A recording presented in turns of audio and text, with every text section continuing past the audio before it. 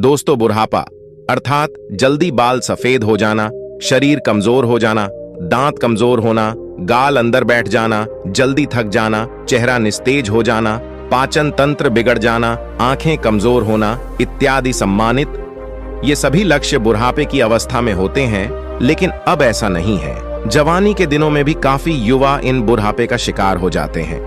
तो आइए इसी बात को हम एक बौद्ध कहानी से समझते हैं। इससे पहले आप इस वीडियो को लाइक करें और अब तक आपने हमारे चैनल को सब्सक्राइब नहीं किया तो प्लीज चैनल को सब्सक्राइब कर ले और बेल नोटिफिकेशन को ऑल पर सिलेक्ट कर दें ताकि हमारी आने वाली वीडियो की सूचना सबसे पहले आपको प्राप्त हो।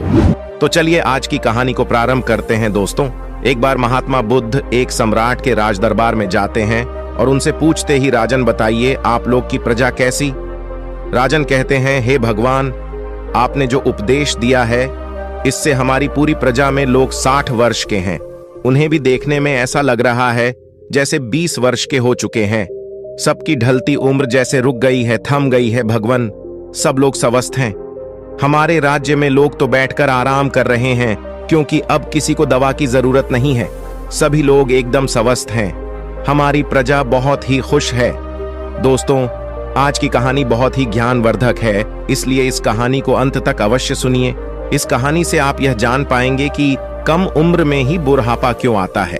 जैसे कि सभी लोग जानते हैं कि गौतम बुद्ध एक सम्राट भी थे, लेकिन उन्होंने सब कुछ त्याग कर एक सन्यासी का रूप धारण किया था। इसीलिए उन्हें सब पता था हमें क्या खाना चाहिए, हमें कैसी दिनचर्या अपनानी चाहिए। दोस्तों, आज हम महात्मा बुद्ध के 12 महत्वपूर्ण नियम या यह कह लो आज हम पूरे जीवन का रहस्य जानने वाले हैं। इसलिए आप सबसे विनम्र निवेदन है कि पूरी कहानी को ध्यानपूर्वक सुने और इन 12 बातों को सुनकर अपने जीवन में उतार लीजिए। यदि आप इन 12 उपदेशों को अपने जीवन में उतार लेते हैं तो आप अवश्य ही कभी बीमार नहीं होंगे और आपका बुढ़ापा आपको छू भी नहीं पाएगा। दोस्तों, इसे हम एक कहानी के माध्यम से समझते हैं जिससे हर एक बात आपके दिमाग में बैठ जाए और उसे आप जीवन में अपने उतार सके। तो चलिए कहानी को शुरू करते हैं। बहुत समय पहले की बात है। किसी राज्य में भादर सिंह नाम का एक राजा रहता था। राजा बहुत ही दयालु, बहुत दयावान और एक न्यायिक राजा था। उनकी 2 रानियां थीं और दोनों रानियां अति सुंदर थीं। वे रानियां भी उस राजा के स्वभाव पर गईं और वो रानियां भी बहुत ही धार्मिक प्रवृत्ति की थी। राजा इतना न्यायप्रिय था कि उनकी प्रजा कभी भी दुख का सामना ही नहीं करती थी, क्योंकि राजा ने अपने मंत्रिमंडल में 9 ऐसे मंत्रियों का गठन किया था जिनके जिम्मे हर एक विभाग बांटा गया था, जिनको यह कहा गया था कि तुम प्रजा का खान पान का ध्यान रखो।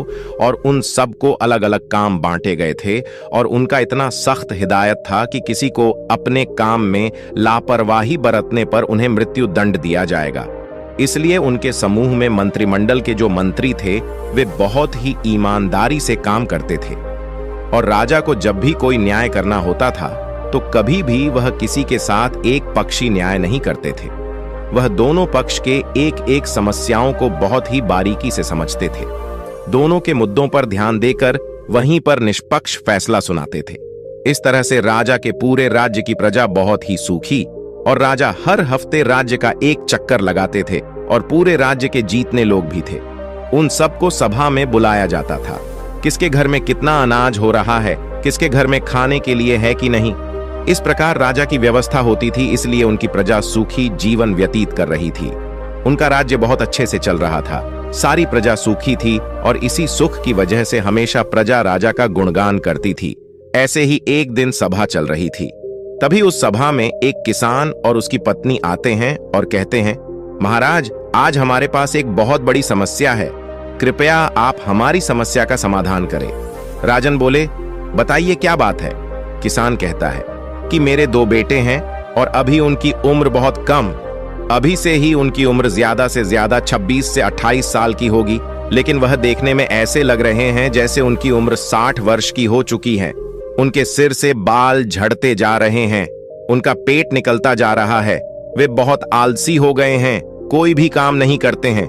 हमने इधर उधर से बहुत दवाइयां करवाई लेकिन कोई फायदा नहीं हुआ।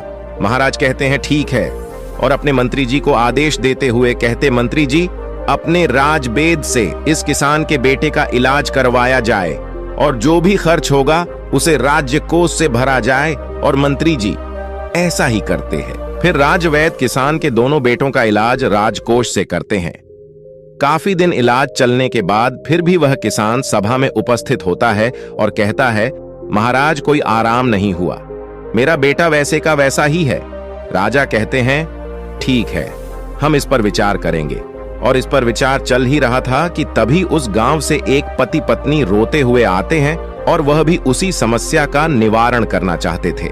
फिर धीरे धीरे सवाल चल ही रहा था कि एक एक करके पूरे गांव के आधे से ज्यादा लोग वहां आ गए। राजा असमंजस में पड़ गया। उन्होंने तुरंत आपातकालीन सभा बुलाई कि राज्य में जितने भी वैद्य है सबको बुलाया जाए और दिखाया जाए कि आखिर ऐसी क्या समस्या है जिसकी वजह से हमारे राज्य के सभी नवयुवक बूढ़े दिखने लगे हैं। इस समस्या पर पूरा शोध किया जाए। राजा का यह सख्त आदेश था कि जल्द से जल्द इस पर कार्रवाई किया जाए और पूरे राज्य में छानबीन की जाए। सभी का घर घर जाकर पता लगाया जाए कि इसका कारण क्या है। जितनी भी प्रसिद्ध वैद्य थी सभी को बुलाया गया और फिर एक आपातकालीन बैठक की गई और उस आपातकालीन बैठक में सारे विचार विमर्श किया गया। राजा ने सभी वेदों से कहा, आप लोगों के पास 10 दिन का समय है और इस 10 दिन के अंदर पूरे राज्य के हर एक घर की बीमारी का पता लगाइए। ऐसी कौन सी बीमारी है या ऐसी कौन सी चीज है जिसे खाने से यह बीमारी हो रही है। राजा ने कहा कि जो भी राज्य में इस बीमारी का सही सटीक पता लगाएगा उस राजवैद्य को उचित पुरस्कार के रूप में एक राज दे दूंगा। अब सारे वैद्य एकदम से एक तल्लीन होकर जुट गए और घर घर जाकर रात दिन एक एक करके पूरा 10 दिन छानबीन की। फिर वे एक दिन जब राज्य की सभा लगती है तो उस राज्य में सारे राज्य वैद्य और पूरे राज्य के लोग इकट्ठा होते हैं। फिर राजा एक एक करके सारे वैद्य से पूछते हैं। तब सारे राजवैद्य अपने अपने विचार रखते हैं, महाराज हमने पूरी छानबीन किया और छानबीन के हिसाब से हमने लोगों का उपचार भी किया, लेकिन किसी को आराम नहीं मिल रहा है। फिर एक राजवेद खड़े होते हैं जो बहुत ही बुजुर्ग थे। उनकी उम्र लगभग 125 वर्ष या 130 साल की थी और उन्होंने कहा, हमारा जो अपना निष्कर्ष निकला, हमारा जो अपना अनुभव है, उस अनुभव से हमें यही लगता है कि हमारे यहाँ रहन सहन और यहाँ के खाने में कुछ दिक्कत हो रही है जिसके वजह से ये सब हो रहा है, लेकिन हमारे पास इसका सटीक जवाब नहीं है। राजा उस बुजुर्ग राजवैद्य की बात सुनकर वह राजा असमंजस में पड़ जाते हैं कि 130 साल के बुजुर्ग यह बात बता रहे हैं। तो राजा ने कहा, इसका समाधान क्या होगा? अब इसका समाधान भी आप ही बताइए, क्योंकि हम आज 1 महीने से इस कारण से चिंतित हैं। 1 महीने से हमारी प्रजा परेशान हो रही है और इसे देखकर हम लोग इसी सोच से परेशान होते जा रहे हैं। मेरे भी बाल झड़ने शुरू हो गए हैं। हमारे परिवार में महारानियां, राजकुमार, राजकुमारी या जो भी है, सब लोग इस समस्या से परेशान हैं। आखिर समाधान तो बताइए। फिर वो राजवैद्य हाथ जोड़कर खड़े होते हैं और राजा से कहते हैं, राजन हमें क्षमा करिए, लेकिन हमारे पास इसका कोई उपाय नहीं है। उन्होंने आगे कहा, इन सारी समस्याओं का समाधान एक ही व्यक्ति के पास है। अगर उस व्यक्ति को बुला लिया जाए तो आपके राज्य की सारी समस्याएं खत्म हो जाएंगी, सारी बीमारियां हमेशा के लिए खत्म हो जाएंगी। उनके अलावा इसका समाधान किसी के पास नहीं है। महाराज कहते हैं, वैद्य जी हमें जल्दी बताइए, इस शुभ काम के लिए देरी मत करिए। मुझे जल्द से उस महापुरुष, उस ज्ञानी का नाम बताइए और अब हम उन्हें अपने राज्य में आमंत्रित करेंगे। वो राजनीतिज्ञ कहते हैं, क्षमा करें महाराज, हमें उनका पता नहीं है कि वो कहाँ रहते हैं, लेकिन उनका किसी राज्य में उपदेश अवश्य चल रहा होगा।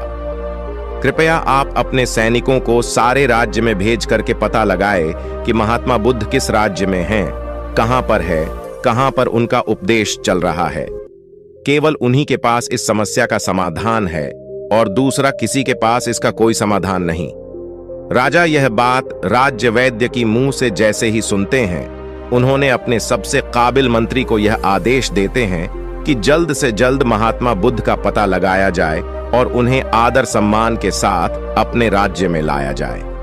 यह हमारा सख्त आदेश है। इसके लिए जितने भी गुप्तचर चाहिए उन्हें ले लिया जाए और उनका जल्द से जल्द पता लगाया जाए कि इस समय महात्मा बुद्ध का किस राज्य में उपदेश चल रहा है। वह जरूर आएंगे। उनको हमारा संदेश भेजिए, उनको कहिए कि सम्राट बुलाए है। अगर वो नहीं आते तो आप मुझे बताइए, मैं स्वयं अपनी समस्याओं को लेकर उनके पास जाऊंगा। और सारे मंत्री तुरंत चारों दिशा में फैल जाते हैं और काफी अथक प्रयास करने के बाद, काफी मेहनत करने के बाद यह पता चलता है कि महात्मा बुद्ध काफी दूर राजनीतिक उपदेश दे रहे हैं। मंत्री वहां जाते हैं और बुद्ध को प्रणाम करते हैं और कहते हैं, भगवान आपको हमारे राजा ने बुलाया है। हमारे राज्य पे बहुत बड़ी बीमारी आ गई है, कृपया आप हमारे साथ चलने की कृपा करें। महात्मा बुद्ध इतने दयालु, इतने हंसमुख, उनका तो बस एक ही उपदेश था कि इस धरती पर हर एक प्राणी स्वस्थ और निरोग रहे, किसी के मन में छल ना रहे, कपट ना रहे, कोई दुखी ना रहे, सभी लोग हंसते रहे। जैसे ही उन्होंने सैनिकों के मुंह से सुना, उन्होंने कहा, क्यों नहीं, हम तुरंत चलते हैं। और महात्मा बुद्ध उस मंत्री के साथ राज्य में आने के लिए तैयार हो गए और उनके साथ जो उनके शिष्य थे वो भी आते हैं। राजा महात्मा बुद्ध का दरबार में स्वागत करते हैं। उन्हें प्रणाम करते हुए सादर आमंत्रित किया जाता है और फिर वह राजा महात्मा बुद्ध से कहते हैं, भगवान हमारी बड़ी ही हंसमुख प्रजा है, सुखी है, लेकिन आज उनके ऊपर बहुत बड़ी विपत्ति आ गई है। जब इनके ऊपर विपत्ति आ गई है तो मान लीजिए कि हमारे ऊपर ही विपत्ति आ गई है। ये प्रजा नहीं है, ये हमारे परिवार के सदस्य हैं। कृपया आप इन सभी की समस्याओं का समाधान कीजिए। महात्मा बुद्ध राजा की तो पहले ही प्रशंसा सुन चुके थे। राजा की सोच और विचार से महात्मा बहुत प्रभावित हुई और मुस्कुराते हैं और राजा से कहते हैं, क्यों नहीं, ये तो कुछ नहीं है, सब ठीक हो जाएगा। इस समस्याओं को सारे लोग स्वयं पाल रखे हैं। ऐसी बात सुनकर राजा मुस्कुराते हैं और कहते हैं, भगवान इतनी बड़ी समस्या है और आप कह रहे हैं कोई समस्या नहीं है। फिर राजा ने कहा, ठीक है गुरुवर, जैसे भी हो आप हमारे प्रजा को ठीक कर दीजिए। महात्मा बुद्ध के सामने एक शिष्य खड़ा था। महात्मा बुद्ध उस शिष्य की तरफ इशारा करते हैं तो शिष्य कहता है, राजन हमें आपके राज्य में एक ऐसा खुला स्थान दीजिए जहां पर राज्य के सभी लोग एकत्रित हो सके, जहां का खुला वातावरण हो, जहां प्राकृतिक धूप आती हो, जहां प्राकृतिक हवा हो, सुनहरा माहौल। वहां पर कल प्रातः 4:09 बजे लोगों का उपचार किया जाएगा। लेकिन लोगों को उपचार देने से पहले आप अपने राज्य में ऐसा आदेश लागू कर दीजिए, उस स्थान पर आपके पूरे राज्य के सभी लोग और आप खुद भी उस स्थान पर उपस्थित हों। सभी लोगों को कल से उपदेश देना शुरू हो जाएगा और यह उपदेश 12 दिन तक चलेगा। 12 दिन एक एक करके उपदेश दिया जाएगा और इन 12 दिनों में आपकी पूरी प्रजा स्वस्थ हो जाएगी। राजा शिष्य के मुंह से यह बात सुनकर बड़े खुश होते हैं। सिर्फ 12 दिन में राजा कहते हैं, ठीक है, जो भी खर्च आएगा वो सारे हमारे राजकोष से दिया जाएगा। फिर वो शिष्य कहता है, कोई खर्चा नहीं आएगा महाराज, आप निश्चिंत रहिए। आप सिर्फ अपनी प्रजा से यह सख्त आदेश करवा दीजिए कि 4 बजे वहां उठकर नहीं आएंगे, उसे दंड दिया जाएगा। राजा यह आदेश लागू कर दिए और बोले, कल सुबह सबको वहां आना है। राजा ने एक बहुत बढ़िया सा स्थान निर्धारित किया और कहा कि कल पूरी प्रजा उसी स्थान पर आएगी, हम भी आएंगे और वहां पर महात्मा बुद्ध के विचार सुनेंगे और जैसे जैसे महात्मा बुद्ध कहेंगे उनका पालन किया जाएगा और हमारे सारे गुप्तचर सबके घरों पर निगरानी रखेंगे। जो भी उपदेश का पालन नहीं करेगा उसे सभा में दंडित किया जाएगा। यह सारी बातें घोषित करने के बाद पूरे प्रजा राजा को प्रणाम करती हैं और कहते हैं, नहीं महाराज, हम सभी लोग वहां उपस्थित अवश्य होंगे। महात्मा बुद्ध को सभी लोग प्रणाम करते हैं और वहां से चले जाते हैं। उस दिन की सभा वहां पर स्थगित कर दी गई और अगले दिन महात्मा बुद्ध का प्रवचन होने वाला ही था। सबके सब 4 बजे महात्मा बुद्ध का प्रवचन सुनने के लिए पहुंच जाते हैं। फिर महात्मा बुद्ध सभा में अपने शिष्य को इशारा करते हुए कहते हैं कि लोगों को बताओ। उनका शिष्य अपने स्थान पर से खड़ा होता है और कहता है, कल से पूरे राज्य के लोग सुबह 4 बजे ब्रह्म मुहूर्त जब शुरू होगा उसी समय उठने के बाद 2 से 3 गिलास गुनगुना पानी करना है और उस गुनगुने पानी को मिट्टी के बर्तन में घूंट घूंट करके पीना है। जो इसका अनुसरण नहीं करेगा उसे आराम नहीं होगा। यह महात्मा बुद्ध का पहला उपदेश था। इस पहला उपदेश का पालन करना है और कल दूसरा उपदेश दिया जाएगा। कल इस उपदेश का सभी लोग पालन करके आएंगे और सभा वहीं पर समाप्त होती है। फिर अगले दिन सभी लोग समय से वहां उपस्थित हो जाते हैं। सभी लोगों से महात्मा बुद्ध किसी से पूछते हैं कि क्या हुआ, कितने लोग पालन किए। सभी लोगों ने हाथ उठाया और सभी लोगों ने कहा, हमने इसका पालन किया है और आज हमें बहुत आराम मिला है। हमारा पेट बहुत अच्छे से साफ हुआ, शरीर बिल्कुल हल्का हल्का लग रहा है और हम बिल्कुल स्वस्थ लग रहे हैं। फिर महात्मा बुद्ध शिष्य से कहते हैं, तब शिष्य कहता है, अब दूसरा उपदेश यह है कि सबको टहलने चलना है और चलना कितना है, 2 से 3 किलोमीटर। उसमें जो बच्चे हैं, नौजवान हैं, वह दौड़ेंगे और जो सामान्य लोग हैं, जो 40 से 50 की उम्र की हैं, वह तेज चलेंगे और वे 1 सेकंड में 1 कदम 1 मिनट में 60 कदम चलेंगे और दौड़ सकेंगे तो दौड़ेंगे। बहुत तेजी से नहीं दौड़ना है, बस अपनी क्षमता के अनुसार 2 से 3 किलोमीटर तक ही चलना है। वह दूसरे दिन का उपदेश था। अगले दिन फिर से सभा शुरू होती है, फिर से सभा लगती है। फिर से सभा में वह पूछता है सभी लोगों से, आप लोगों ने पहले 2 दिन का पालन किया? सभी लोगों ने अपने हाथ उठाकर सहमति जताई। शिष्य पूछता है कि आप लोगों को कैसा लग रहा है? तब वे कहते हैं, गुरुवर, हमको कोई बीमारी नहीं है, ऐसा लग रहा है। फिर से शिष्य कहता है, अब सब लोग योग करें। प्राणायाम अपने हिसाब से सभी लोग प्राणायाम, जिसमें अनुलोम विलोम शामिल होगा। अनुलोम विलोम कैसे किया जाता है? अनुलोम विलोम कैसे किया जाता है? सूर्य प्राणायाम कैसे किया जाता है? यह सब उस शिष्य ने सभी को बताया और कहा, सभी लोग को कम से कम 30 मिनट से लेकर 45 मिनट तक इसे रोजाना करना है। और उस दिन की सभा भी समाप्त हो गई। अगले दिन फिर सभा लगी और उस सभा में सारे लोग उपस्थित हुए और उस उपस्थिति के बाद सबसे दिनचर्या पूछी जाती है, किसने कितना अनुसरण किया? सबने कहा, अब तो हमको ऐसा लग रहा है, हमको जैसे कोई बीमारी ही नहीं है, कोई अलार्म नहीं लगाना पड़ता, हमें जगाना ही नहीं पड़ता। 4 बजे अपने आप हमारी आंखें खुल जाती हैं। यह सुनकर महाराज बहुत खुश हुए। इतना बड़ा चमत्कार, बिना किसी पैसे की हमारी प्रजाएं ठीक हो रही है। राजा तुरंत खुश होकर महात्मा बुद्ध को प्रणाम करते हैं और उनसे कहते हैं, आप हमारे ही राज्य में रहिए, भगवान यहां से मत जाइए। महात्मा बुद्ध मुस्कुराते हैं क्योंकि उनका तो काम ही है हमेशा हंसते रहना, क्योंकि वो चिंता नहीं करते थे। फिर वो कहते हैं, अब सभी लोग प्राणायाम, योग सब कुछ जान गए हो। अब सब लोग को अगले काम जो करना है वो ये है कि सभी लोगों को 300 ग्राम सेव खाने हैं। इससे ज्यादा भी खा सकते हैं लेकिन कम नहीं। उसके बाद सभी लोग अपना अपना काम करेंगे और उस दिन का भी ज्ञान समाप्त हुआ। सभा निष्कासित हुई। फिर अगले दिन सभी लोग आते हैं और सबसे पूछा जाता है कि किसको कितना आराम हुआ। सभी लोग कहते हैं, हम तो पूर्ण रूपेण ठीक हो गए। फिर से शिष्य कहता है, नहीं, अभी तो बाकी है, अभी तो आधा नियम और करना है। जब आप पूरे नियम का अनुसरण कर लोगे तब आपको कोई बीमारी नहीं आएगी, बुढ़ापा छूमंतर हो जाएगा, बुढ़ापा पास भी नहीं आएगा, मर्दाना ताकत बरकरार रहेगा, हमारे महात्मा बुद्ध की तरह चेहरे पर चमक बनी रहेगी। फिर वे कहते हैं, अगला उपदेश क्या है ये सुनिए, कल से सुबह 7-8 बजे तक सबको सेव खा लेना। फिर वो शिष्य अगला उपदेश सुनाते हुए कहते हैं, मान लीजिए सबने 7-8 बजे तक सेब खा लिया।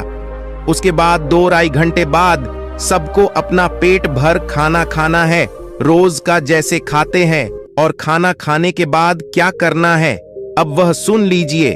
खाना खाने के बाद सबको रोटी खाना है, मल्टीग्रेन रोटी यानी कि मिक्स रोटी। वो कहते हैं कि उसमें गेहूं नहीं होगी, गेहूं अच्छी चीज नहीं है, उसमें बाजरा, मक्का, चना, इन 3 चीजों की सबको रोटी बनाना है और सबकी थाली में इसकी रोटी होगी और 1-1 कटोरी दाल होगी, उसमें देसी घी और 1 कटोरी मिक्स सब्जी का साग होगा। वह सीजन के हिसाब से होगा। सीजन वाली सब्जी अच्छी होती है, वही खाने योग्य होती है। बिना सीजन वाली सब्जी नहीं खाना है। बिना सीजन वाली सब्जी स्टोर रूम में स्टोर की हुई रहती है, जो कि काफी दिनों से रखी होती है। और खाना खाने के 30 मिनट बाद सभी को 1-1 कटोरी दही खाना है। यदि खाने में आप यह भी शामिल करते हैं तो जब आपका खाना खाने के आधा घंटे बाद दही में गुड़ डालकर खाएंगे तो आपका खाना बड़ी आसानी से बच जाएगा। फिर से शिष्य ने कहा, यह आज का उपदेश था, समाप्त हुआ और कल सभी लोग इसका अनुसरण करके आएंगे और सब लोग खुशी खुशी अपने घर को जाते हैं। जैसे उपदेश से बताया गया था ठीक उसी प्रकार सभी लोग उसका पालन करते हैं। फिर अगले दिन की सभा होती है और सारे लोग सभा में उपस्थित होते हैं। सबसे पूछा जाता है कि किसको कितना आराम हुआ। तब लोग कहते हैं, भगवान हमको तो कुछ बीमारी ही नहीं है, हम तो पूर्ण रूप से ठीक हो गए, हमको तो लगता ही नहीं है कि हम कभी बीमार हुए थे। महाराज और खुश हो गए। वह कहते हैं, यह तो खाना ही खाने से सब लोग ठीक हो गए, खाने से सबकी बीमारियां ठीक हो गईं। धीरे धीरे लग रहा था जैसे कि सबका मोटापा भी अपने आप चला गया। फिर वो कहता है, रुकिए, अभी तो कुछ और बाकी है, आगे का सुनिए। सबसे पहले वो शिष्य बताता है कि आप लोग यह भी ध्यान रखें कि खाना और पीना दोनों एक साथ ना करिए। जैसे खाना निगलते वक्त आपको दिक्कत हो रही है, थोड़ा सा एक घूंट पानी बीच में पी सकते हैं, परंतु इकट्ठा पानी एक गिलास नहीं पीना है। खाना खाने के 1 घंटे बाद ही पूरी तरह से आप जितना चाहे पानी पी सकते हैं। अब जैसे सब लोगों ने 10 या 11 बजे तक खाना खा लिया, अब सबको भूख पुनः लगेगी तो 4 या 5 बजे आप सबको एक प्लेट सलाद लेनी है और सबको सलाद अपने वजन के हिसाब से लेना है।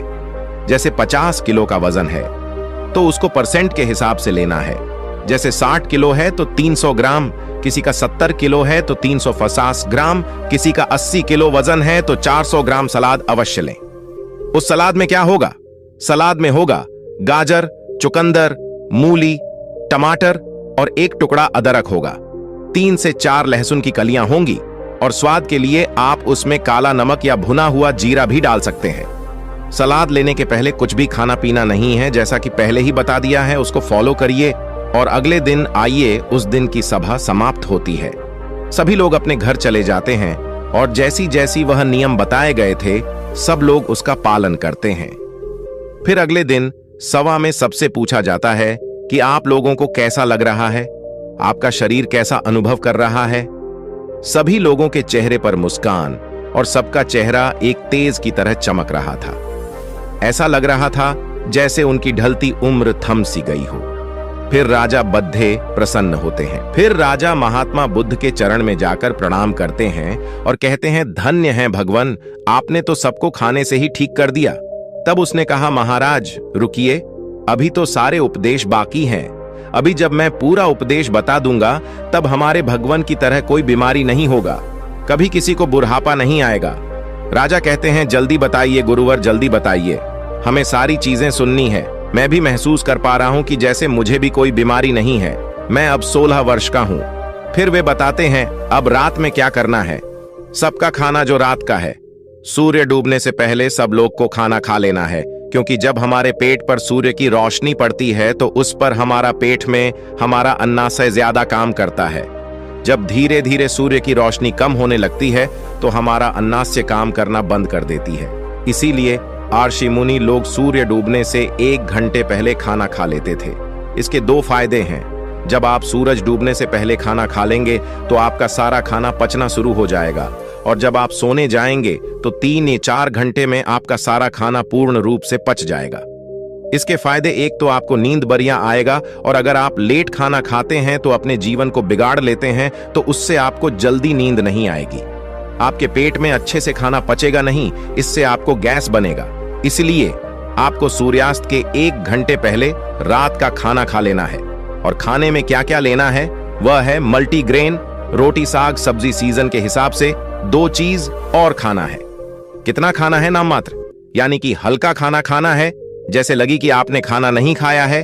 फिर उसके 1 घंटे बाद आपको 1 गिलास दूध पीना है, उसमें 3 ग्राम हल्दी डाल देना है। हल्दी शुद्ध घर का होना चाहिए, बाजार का नहीं। उसे उबालें और जब ठंडा हो जाए फिर उसको पीना है। हल्दी वाला दूध आपकी सारी बीमारी को नाश कर देता है। यही इतना शक्तिशाली होता है। अब सारे लोग इसका पालन करेंगे और उसका अनुसरण करेंगे। इसके बाद दूध पीने के तुरंत बाद सोने नहीं जाना है। दूध पीने के 1-2 घंटे बाद ही सोना है, और आपको रात 10-9 बजे तक सो जाना है। जब आप 10-9 बजे सो जाएंगे तो आपको बहुत अच्छी नींद आएगी, आपके सारे खाने पच जाएंगे। जब आपको अच्छी नींद आएगी तो 4-5 बजे सुबह अपने आप आपकी नींद खुल जाएंगी। आपको कोई तनाव नहीं होगा, कोई बीमारी नहीं रहेंगी। अंत में शीर्षक कहते हैं, ध्यान से सुनिए, सबको वर्तमान में जीना है, सबको बच्चों की तरह जिंदगी जीना है। जैसे छोटे बच्चे को कोई टेंशन नहीं होता कि उनकी मम्मी का पड़ोसी से झगड़ा हो रहा है, उन्हें उससे कोई मतलब नहीं होता है। मेरे घर में खाना है या नहीं। छोटे बच्चों को जो खाना मिल जाता है वह उसे खाकर अपने आप खेलते रहते हैं, सिर्फ उनका पेट भरा रहे। अगर उसका पेट भरा रहता है तो उसे कोई मतलब नहीं है। इसीलिए आप सभी अपने वर्तमान में जिएं। भूत भविष्य की चिंता बिल्कुल मत करिए। आज हमारे साथ जो है उसमें खुश रहिए। भविष्य में क्या होगा, भूत में क्या बीत गया, उसकी चिंता मत करिए। जब आप वर्तमान में जिएंगे तो कोई तनाव नहीं होगा, कोई चिंता नहीं होगी और तब कोई बीमारी भी नहीं पड़ेगी। तो ये सब नियम का पालन करना है। और एक बात की, कभी भी बाहर की चीज मत खाइए। जो खाना है अपने घर पर शुद्ध बनाकर खाइए, क्योंकि बाहर की चीजों में बहुत ज्यादा मिलावट हो रही है। इन सभी को उपदेशों को जो पालन करेगा वह कभी भी बूढ़ा नहीं होगा, उसे कभी बीमारी नहीं होगी। इसी नियम का सब लोग पालन करेंगे। फिर 1 महीने बाद यहीं पर एक सभा लगेगी और उसे सभा में सभी लोग उपस्थित होंगे। और इस तरह समय बीत गया। 1 महीने बाद महात्मा बुद्ध फिर महाराज के पास पहुंची। महाराज दौड़कर उनका स्वागत करते हैं, सम्मान के साथ अपने राज दरबार में बुलाते हैं। आइए गुरु घर, या तो आपका राज्य है। महात्मा बुद्ध मुस्कुराते हैं और पूछते हैं, बताइए राजन, आप लोग कैसे हैं, आपकी प्रजा कैसी है। राजन कहते हैं, भगवान, आपने जो उपदेश दिया है उससे हमारी पूरी प्रजा में जो लोग 60 वर्ष की थी, उन्हें देखने में ऐसा लग रहा है जैसे भी 21 वर्ष के हो गए हैं। सबकी ढलती उम्र थम सी गई है। हमारे राज भर में लोग तो बैठकर आराम कर रहे हैं, क्योंकि अब तो कोई भी दवा की जरूरत नहीं है। सभी लोग एकदम स्वस्थ, हमारी प्रजा बहुत खुश है। तो दोस्तों, स्वास्थ्य के लिए महात्मा बुद्ध के 12 उपदेश आपको कैसे लगी, कमेंट करके अवश्य बताइएगा। यदि आप सहमत हैं तो नमो बुद्धाय अवश्य कहिएगा।